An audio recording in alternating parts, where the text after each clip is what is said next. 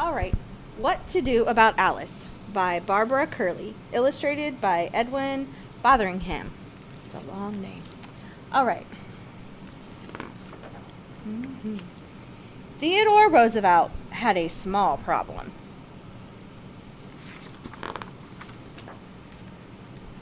It wasn't herding thousands of cattle across the Dakota Badlands.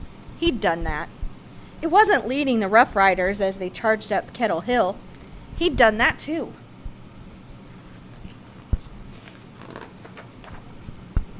He'd bagged a grizzly bear, captured outlaws, governed the state of New York, and served as vice president of the United States, and he still had a problem.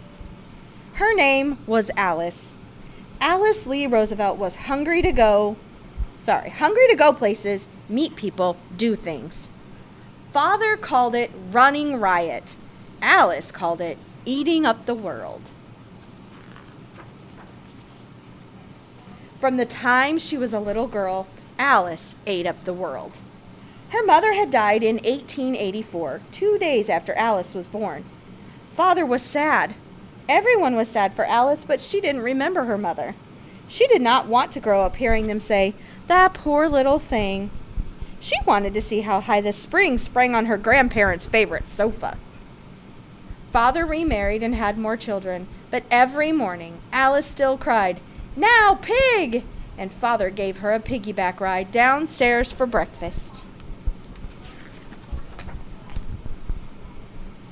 The family moved between New York and Washington, D.C., following Father's jobs. Wherever they went, Alice ate up the world. She rode across Oyster Bay for picnics on the beach. She gambled through the parks of Washington, pretending to be a fiery horse. She learned to love crusty French rolls and English tea served piping hot. She read voraciously and drank in Father's tales of Davy Crockett, George Armstrong Custer, and Daniel Boone. Instead of going to school, Alice was taught at home with lots of time for exploring. In New York City, she watched the students of Miss Spence's boarding school walk oh so primly down the sidewalk. That didn't look like much fun to Alice. She wanted to own a pet monkey and wear pants.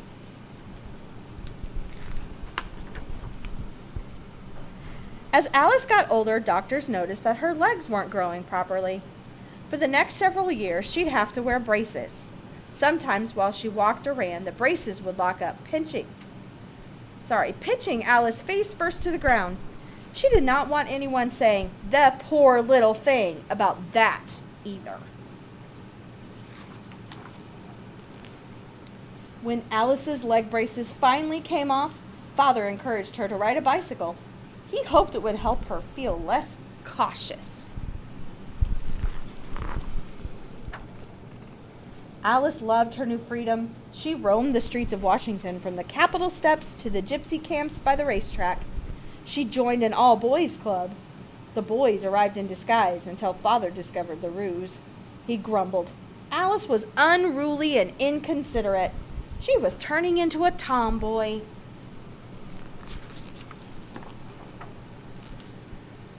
Enough was enough. It was time for Alice to attend Miss Spence's boarding school and learn to be a proper young lady. Alice was appalled. The idea completely shriveled her. Every afternoon, all summer long, she made a point of going to her room to weep. Father couldn't bear to see Alice so unhappy. When school started in the fall, Alice stayed home after all. She came up with her own solution for education. She said to Father, "Let me loose in your library." She taught herself astronomy, geology, and Greek grammar. She read Twain, Dickens, Darwin, and the Bible cover to cover. Every morning she told Father what she had learned the day before. She also grew ever more curious about politics as Father's career soared higher and higher. The discussions around the breakfast table, the stream of people seeking Father's advice, and the excitement of election night. In 1901, when Alice was 17, Father became President of the United States. The whole family moved into the White House. Alice tried to be helpful.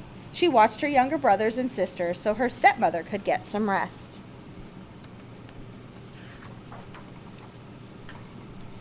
With her pet snake, Emily Spinach, while Alice had named it for its color and its resemblance to a very thin aunt, she welcomed Father's visitors. He sputtered to a friend, "I can be President of the United States, or I can control Alice. I cannot possibly do both." As daughter of the president, Alice assumed her role as goodwill ambassador. She helped open the Buffalo Exposition, riding a camel, and watched the hoochie coochie dancers. She christened the Kaiser's yacht with great fanfare and a large bottle of champagne. She visited plantations in Cuba and schools in Puerto Rico, all on her best official behavior. Father delightedly wrote to her, "You were of real service down there because you made those people feel that you liked them and took an interest in them, and your presence was accepted as a great compliment." He warned Alice time and again, however, not to let newspaper reporters catch her gallivanting around. He reminded her that nice people did not want to see their names in the paper. "Beware of publicity," Father said. "Do not talk to reporters."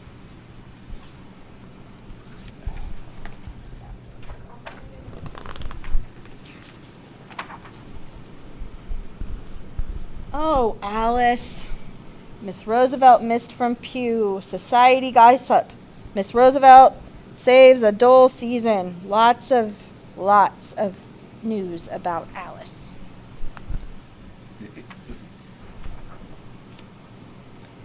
Everyone loved Alice. A songwriter wrote, "Alice, where art thou?" and bands everywhere played it. Mothers named their baby girls Alice. Alice even had a color named after her, Alice Blue, that matched the color of her blue-gray eyes. The press called her Princess Alice. Other young ladies rode in carriages. Alice drove her runabout. Fast.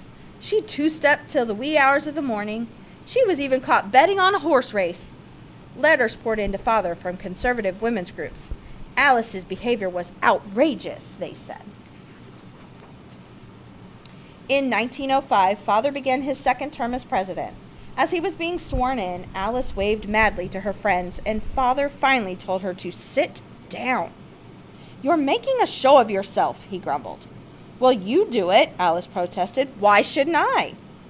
"But this is my inauguration," Father replied. He got back to work brokering a peace treaty between Russia and Japan. Meanwhile, Alice asked if she might join the American delegation heading to Asia. The papers trumpeted the news.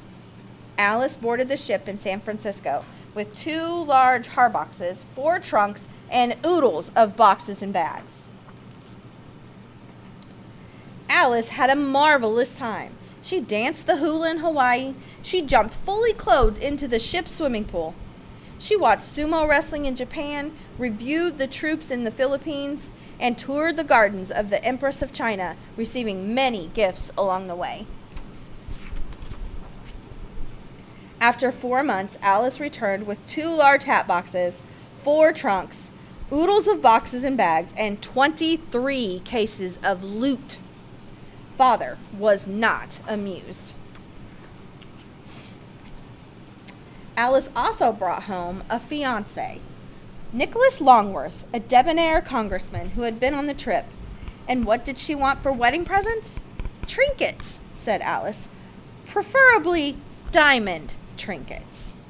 From all over the world, friends, dignitaries, and total strangers sent her gifts: jewelry, fur coats, silver vases, clocks, cakes, furniture, sewing machines, washing machines, popcorn, bales of hay, a load of coal, a box of snakes, a pair of turtle doves, and a Boston Terrier with its own wardrobe of dog clothes. She even got a pet monkey. "She'll accept anything," friends said, "except a red-hot stove." The White House wedding was the social event of the season.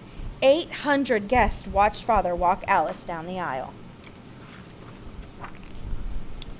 Alice jumped into her new role as wife of a congressman, hurrying home from Congress for quick meals of scrambled eggs before rushing back to hear the debates. But she was still the daughter of the president. As her love and knowledge of politics grew, she quickly became one of Father's most trusted advisors and ardent champions. And she still ate up the world, dancing the turkey trot at diplomatic balls and playing poker with the boys. She even created the night riders who galloped to the houses of friends and bellowed until invited in for snacks. And father, even after he left the presidency, he remained one of the country's most popular politicians, leading Americans in times of hardship and prosperity. But there was one problem that Theodore Roosevelt never quite solved: what to do about Alice.